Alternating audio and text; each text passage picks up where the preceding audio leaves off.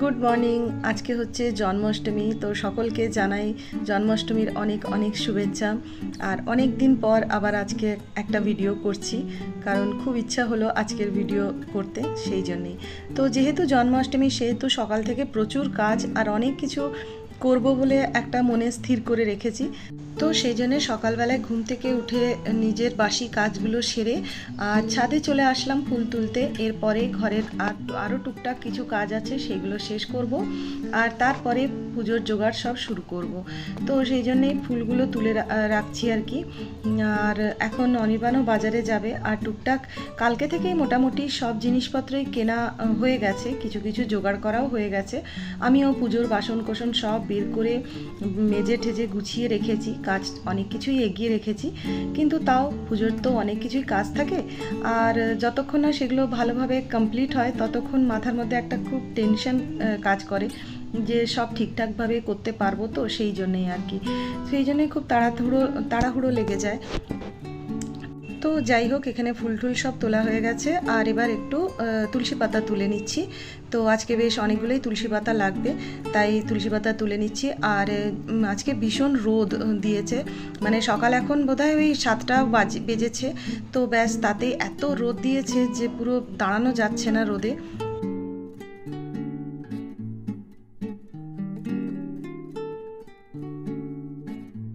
তো চলো, এখানে আমার ফুল তোলা হয়ে গেছে, আর বেশ ভালোই মোটামুটি ফুল হয়েছে। তো ফুল তুলে নিয়ে চলে আসলাম, আর এই যে এবার আমি ঠাকুরের জায়গাটা ভালো করে মুছে নিচ্ছি।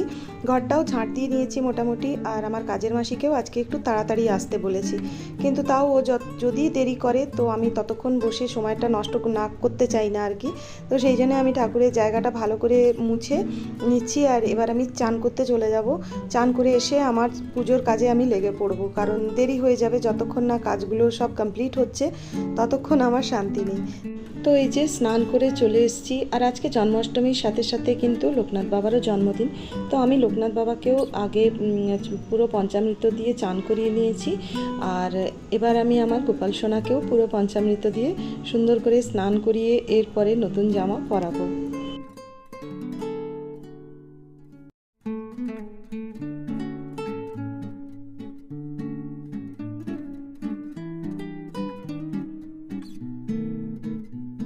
তো এখানে দেখো, এখন নতুন জামা আমি পরিয়ে নিয়েছি, আর জন্মদিনে যে শুধু একটাই জামা পরাবো তা নয়, এরকম দুটো জামা কিনেছি। তো এখন সকালবেলা শুধু এই জামাটা পরালাম। আর এই দেখো, এই গদি পাশবালিশ এগুলো না আমি নিজে হাতে বানিয়ে দিয়েছিলাম, কারণ কেনাগুলো না একদমই আমার পছন্দ হচ্ছিল না। তো সেই জন্য আমি নিজে হাতে সুন্দর করে বানিয়ে দিয়েছি, বেশ বড় সড়ো করে ভালো দেখে। আর আজকে একটু দোলনাটাও বের করেছি, তো আজকে তো একটু দোলনাতে বসাতেই হবে। তো সেই জন্যে আমি দোলনাটা বের করে আবার সাজিয়ে ওখানেই বসালাম। আর গদিটা আজকে রেখে দেবো, আবার দুদিন পরে যখন দোলনাটা সরিয়ে নেব তখন আবার গদিতে বসাবো। তো দেখো কী যে ভালো লাগছে, সেটা আর বলার নয়। তো যাই হোক, এইটা এখন সকালের ব্রেকফাস্ট বলতে পারো। তো তালের বড়া আছে, ওরিও বিস্কুট দিয়েছি, মাখন মিশ্রি আর মোদক সব কিছু দিয়েছি, আর লোকনাথ বাবাকেও ওই সব দিয়েছি।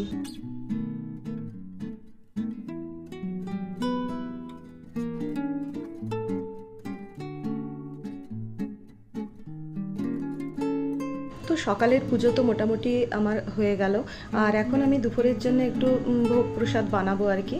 তো তার আগে একটুখানি ভাবলাম যে ওই বেলুন এনেছিলাম, তো একটুখানি বেলুনগুলো দিয়ে সাজাবো। তো ওখানে অনির্বাণ বেলুনগুলো ফুলিয়ে দিচ্ছে, আর আমার ছেলেকে বললাম একটু সুতো দিয়ে বেঁধে দিতে, যাতে এরকমভাবে একটু সাজাবো, তাই জন্যে। তো বেশ ভালো লাগছে, গোপালের আশেপাশেই আমি সব বেলুনগুলোকে লাগিয়ে দিয়েছি, তো খুবই ভালো লাগছে।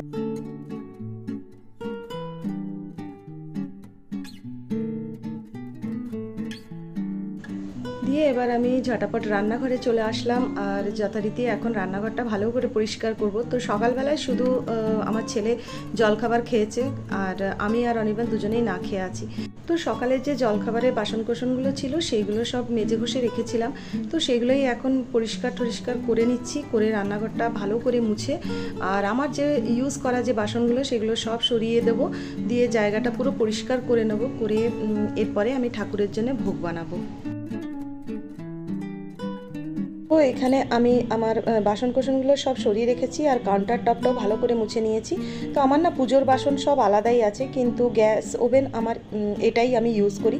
তো সেই জন্য ভালো করে গ্যাস ওভেনটাকে মুছে নিচ্ছি, মুছে একটু গঙ্গা জল ছিটিয়ে নেবো সারা রান্নাঘরে, দিয়ে এরপরে আমি রান্না করা শুরু করব। তো এই যে এখন ঠাকুরের সব জিনিসপত্র নিয়ে চলে এসেছি। আমার বটি আর এই ঝুড়ি টুড়ি এগুলো সব আলাদা। তো এখানে আমি 3 রকমের ভাজা করব। তো কাঁকরোল ভাজা করব, বরবটি ভাজা আর কাঁচকলা ভাজা। তো এই 3টে ভাজবো। তো সেই জন্য আগে আমি কেটে এই 3টেকে আগে ভেজে নেব, তারপরে অন্য রান্না করব। তো জন্মাষ্টমীর আগের দিন যখন গোপুর জামা কাপড় কিনতে গেছিলাম, তখন আমি এই কড়াটাও কিনে নিয়ে এসেছি। কারণ আমার একটা কড়া খুবই দরকার ছিল, আমার একটাই কড়া ছিল ঠাকুরের জন্যে। তো ওই একটা কড়াতেই না রান্না করতে আমার খুব অসুবিধা হতো, মানে একটা রান্না শেষ হলে তারপরে আবার আরেকটা রান্না করতে হবে, তো সেই জন্য দেরি হয়ে যেত। তো সেই জন্য আমি একটা বেশ বড় দেখে কড়াটা কিনলাম, আর খুব সুবিধা হচ্ছে এটাতে রান্না করতে আমার। তো 3টে ভাজা আমি একসাথেই বসিয়ে দিলাম, আর আলাদা আলাদা করে ভাজছি না। আর এপাশে একটুখানি দুধ গরম করছি, দুধটাকে ফুটিয়ে নিচ্ছি। আমি একটু সিমাইয়ের পায়েস বানিয়ে দেবো। আর এখানে দেখো ভাজাটাও আমার কমপ্লিট হয়ে গেছে। আর এবার আমি একটু পনিরের তরকারি বানাবো আর কি। তো সেই জন্যে আলুটাকে ভেজে নিচ্ছি। আর মশলাপাতিও সব আলাদা করে রাখা আছে, মানে প্যাকেটে প্যাকেটে সব নতুন প্যাকেট খুলে আমি আজকে ইউজ করছি আর কি। আর ঠাকুরের জন্য কিছু রান্না করতে গেলে অনেক কিছুই করতে ইচ্ছা হয়, কিন্তু সব কিছু তো আর করে ওঠা হয় না। তো যাই হোক, আমি আজকে পনিরের তরকারির সাথে সাথে একটু ফুলকপি আলুর তরকারিও বানাবো বলে ভেবেছিলাম, কিন্তু বিশ্বাস করবে না, সারা বাজারে একটাও ফুলকপি পাইনি আজকে। তো যাই হোক, গোপালের বোধহয় শুধু পনিরের তরকারি দিয়ে খেতে ইচ্ছা, তো সেইটাই আমি আজকে করলাম। আর কিছুই করতে পারিনি। 3 রকমের ভাজা করেছি, লুচি করেছিলাম, আর এই পনির আলুর তরকারি, আর সিমাইয়ের পায়েস তো করছি। তো এইটুকুই করতে পেরেছিলাম। তো যাই হোক, এখানে মশলাটা ভালো করে কষিয়ে নিলাম, নিয়ে এবার একটু জল ঢেলে দিচ্ছি, দিয়ে এবার আলুগুলো সেদ্ধ হলে আমি পনিরটাও দিয়ে দেবো। তো এবার পাশে পনিরটা হচ্ছে, আর আমি দুধটা অনেকক্ষণ ধরে ফোটালাম যাতে একটু ঘন হয়ে যায়। এরপরে একটু কাজু দিয়েছি, আর এর মধ্যে সিমাইগুলো দিয়ে দিয়েছি। তো সিমাইগুলো না ওই রোস্টেড সিমাই পাওয়া যায় না, সেই সিমাই।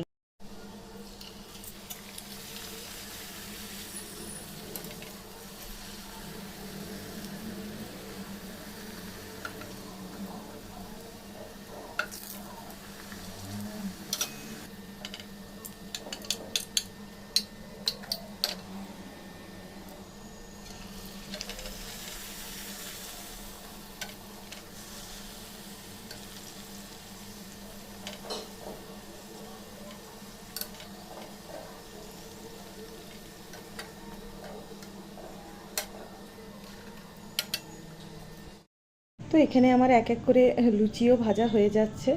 লুচিটা ভাজা হয়ে গেলে আর গরম গরম আমি প্রসাদ গোপালকে দেব।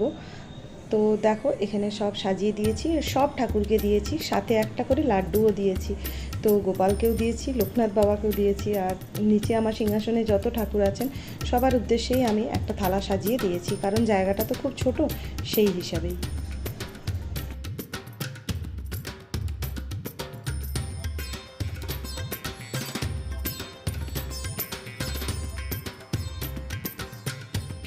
তো এই যে এখন সন্ধ্যা হয়ে গেছে, তো সন্ধ্যা দেব তার আগে আমি গোপালকে আরেকটা নতুন জামা পরিয়ে দিচ্ছি। বললাম না 2টো জামা হয়েছে, তো জন্মদিনে একটু পাল্টে পাল্টে জামা না পরলে না ভালো লাগে না। আমরাও তো আমাদের জন্মদিনে মোটামুটি 2টো জামা পরে থাকি, তাই না?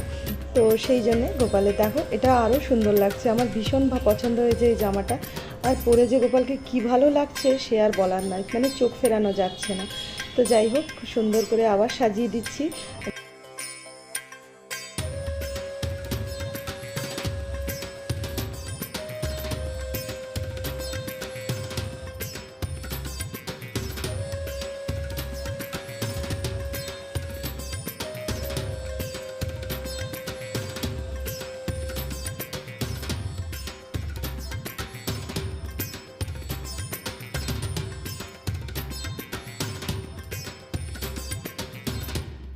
তো এবার আমি একটু পুজো করে নিচ্ছি, আরতি করে নেব।